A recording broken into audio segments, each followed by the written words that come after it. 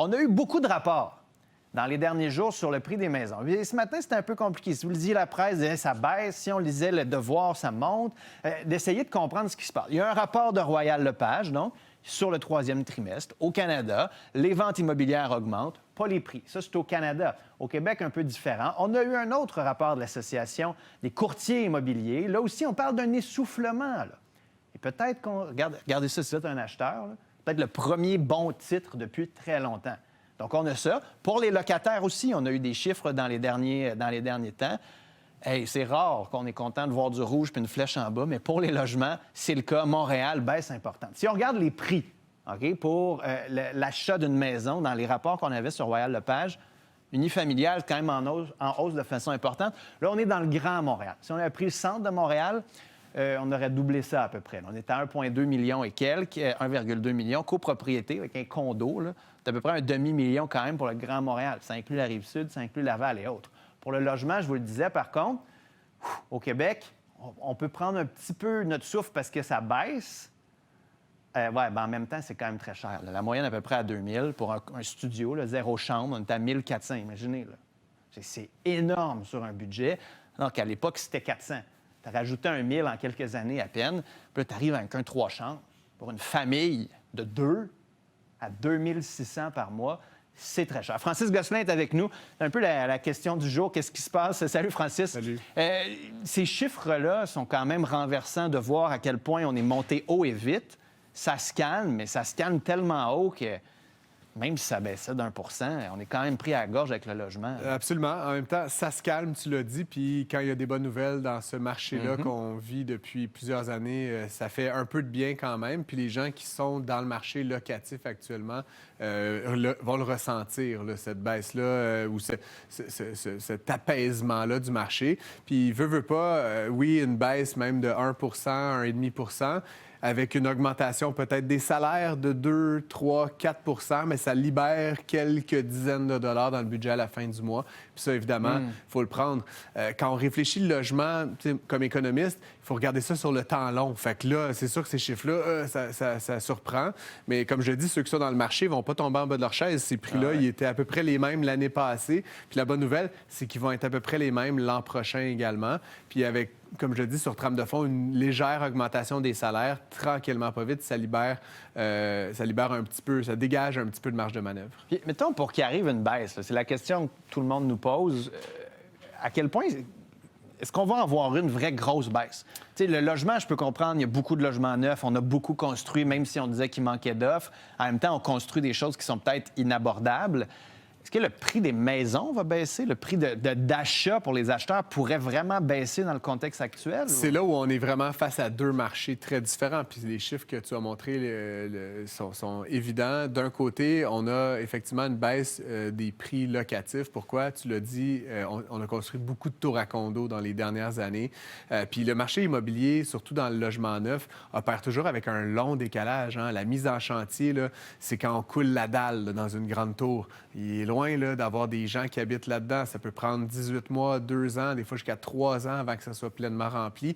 Donc, il y a toujours cet important décalage. Donc, ce qu'on voit cette année, c'est des mises en chantier de 2021, 2022, peut-être un peu 2023.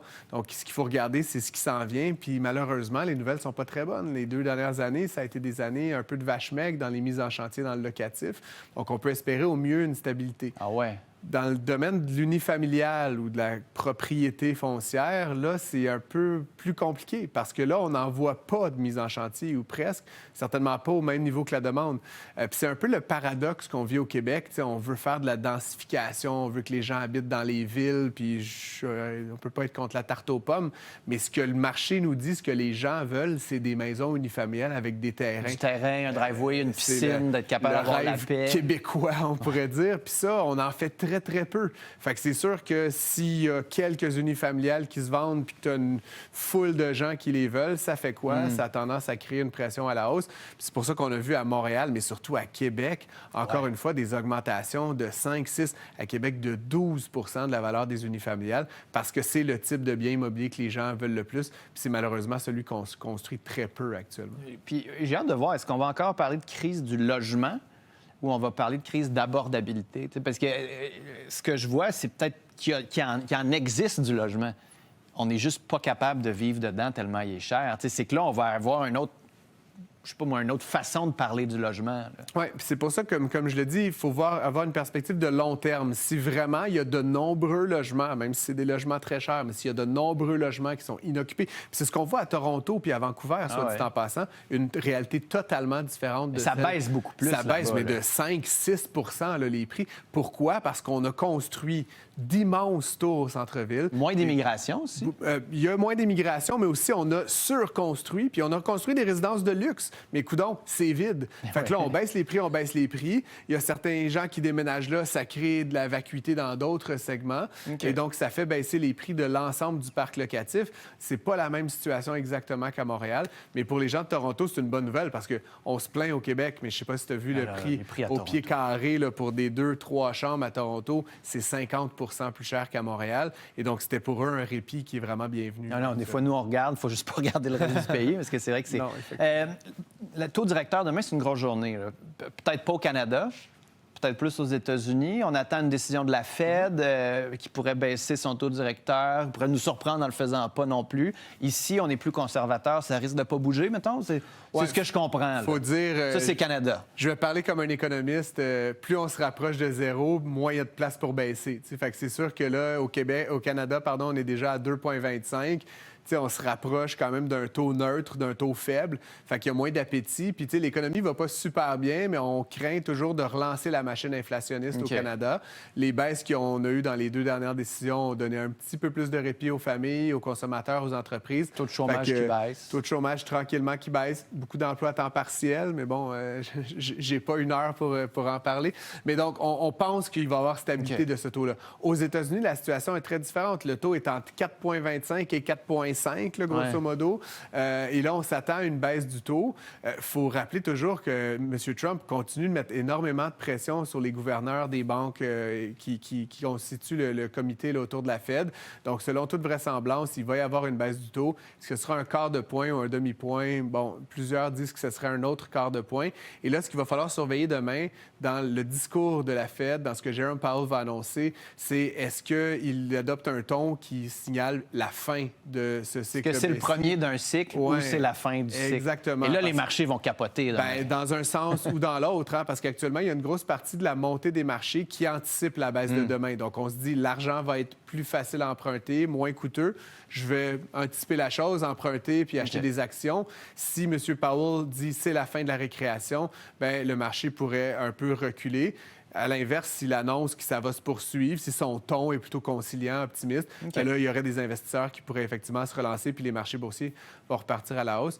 Je termine peut-être très rapidement, mais tu parlais des marchés dans la journée. Hein? Mais c'est intéressant de regarder dans le dernier mois, là, tous les indices, le Nasdaq, le Dow, le S&P. Non, plus 0,3, plus 0,2. Depuis un mois, essentiellement. On a rattrapé la baisse du début. Oui, mais on fait du surplace, essentiellement, là, sur un mois. Donc, oui, ça augmente, mais c'est parce que ça a un peu baissé. Donc, on est vraiment sur un mois là, depuis le 15 novembre de stagnation, effectivement. Puis, juste en terminant, il y avait un article dans le Globe dont tu voulais nous parler. C'est de plus en plus de jeunes investissent sur les marchés boursiers. Le titre est intéressant. On disait, on n'est plus capable d'acheter des maisons, les jeunes, donc on s'en va sur les marchés avec les Wealthsimple et autres de ce monde. Est-ce qu'on sait ce qu'on fait? Est-ce qu'on achète les bonnes choses ou on pense qu'on joue au casino dans le but de devenir riche et vite? Toutes ces réponses. Mais grosso modo, l'accès à la propriété est moins facile. On le voit, l'âge moyen de l'accès à la propriété aujourd'hui, surtout dans le reste du Canada, dépasse les 40 ans. Là, alors qu'il fut une époque où on pouvait espérer s'acheter une maison à la mi-vingtaine. Cette époque est définitivement révolue. Les jeunes ont quand même une capacité à emprunter, à mettre de l'argent de côté. Et donc, qu'est-ce qu'ils font? Bien, ils placent ça dans des véhicules qui sont peut-être tout aussi intéressants, dont le marché boursier. Il faut dire que, comme tu l'as expliqué, il y a de plus en plus d'applications qui rendent ça très, très, très facile d'accéder au marché boursier. Après, est-ce qu'ils investissent dans les bons titres? Est-ce qu'ils sont bien accompagnés? Je ne suis pas un devin, puis je ne suis pas là pour porter jugement. Mais de manière générale, si on a cette discipline-là à 16 ans, puis à 18 ans, puis à 20 ans, peut-être que plus tard dans la vie, on va être conscientisé, puis on fera de meilleurs choix en matière de placement que si on commence ce jeu-là à 45 ans, alors qu'il nous reste un peu moins de temps avant la retraite. J'entendais quelque chose que même si tu investis toujours au mauvais moment, tant que tu investis, à long terme, ça devient payant. La régularité va toujours battre la volonté, comme on dit en bon français, de timer le marché, d'avoir exactement le moment où c'est le plus bas. J'essaye depuis 10 ans, La ça marche régularité, pas. mettez à toutes vos payes, à toutes les 2 semaines, à tous les mois, mettez une petite somme. Puis effectivement, sur le très long terme, la vertu des intérêts composés, c'est que ça a tendance à faire croître le pactole. Puis regardez-le pas trop souvent. Francis, toujours un plaisir de te parler. À bientôt.